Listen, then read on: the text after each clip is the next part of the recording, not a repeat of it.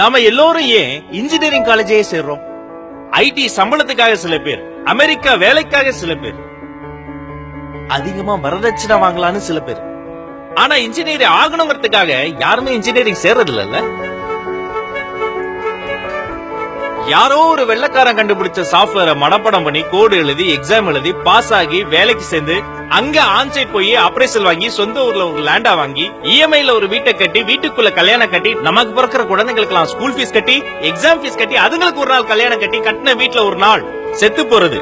இவ்வளவுதானா நம்ம லட்சியம்? நான் பத்திரிகைகள்ல அடிக்கடி படிப்பேன்.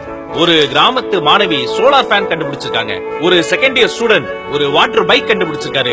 இந்த கண்டுபிடிப்புகள்லாம் 10 வருஷம் கழிச்சு எங்க காணாம போகுது? குடும்பம், வேலை, நேரமின்மை, பொருளாதாரம், இப்படி எத்தனை எக்ஸ்கியூசஸ் சொல்லி நம்மள ஏமாத்திக்க போறோம்? மெக்கானிக்கல் இன்ஜினியரிங்ல கிளாஸ்ல டாப்பரா இருப்போம். வீட்ல தண்ணி மூட்டை ரிப்பேர் ஆயிடுச்சுன்னா என்ன பண்ணணும் தெரியாது, பிளம்பருக்கு கால் பண்ணுவோம். எப்படி படிக்கணும்ன்ற யோசனை விதைக்க வேண்டிய எஜுகேஷனல் சிஸ்டம் எப்படியாச்சும் படிச்சணும்ன்ற பயத்தை மட்டும் தான் விதைக்கிறது. ஏய், நீ பெரிய இன்ஜினியரா வரணும்டான்னு நம்ம பையனை பார்த்து சொல்றோம்.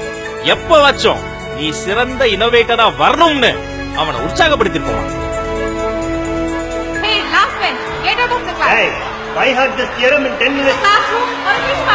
கிரிக்கெட் விளையாடுற எல்லாரும் சச்சின் ஆக முடியாது. ஆனா சச்சின் இருக்கும் போது ஒரு MS தோனி வந்தான், கோலி வந்தான்.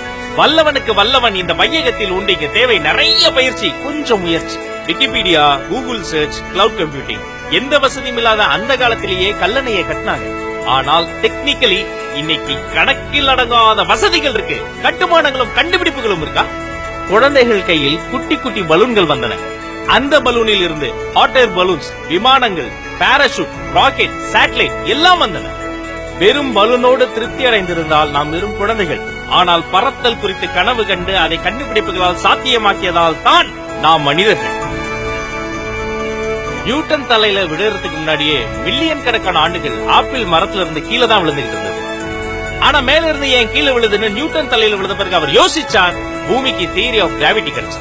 இரும்புல செஞ்ச ஒரு ஆணி தண்ணியில போட்டா மூழ்குது. இரும்புலயே செய்த கப்பல் தண்ணிக்கு மேல மிதக்குது. ஆர்க்கிமிடிஸ் விதி. இந்த விஞ்ஞானிகள் ஏதோ வேற்றுக்கிரக வாசிகள் கிடையாது. உங்கள மாதிரி என்ன மாதிரி மனுஷங்க. அவன் கேள்வி கேட்டான், யோசனை பிறந்துச்சு. நம்மள யாருமே கேள்வியே கேட்க விடுறது இல்ல, பதிலுக்கு நாம யோசிக்கிறதே இல்ல. வெறும் மார்க்குக்காக மட்டுமே வாழ்றதும் கறிக்கடையில பிராய்லர் கோழியா வாழ்றதும் ஒண்ணுதான்.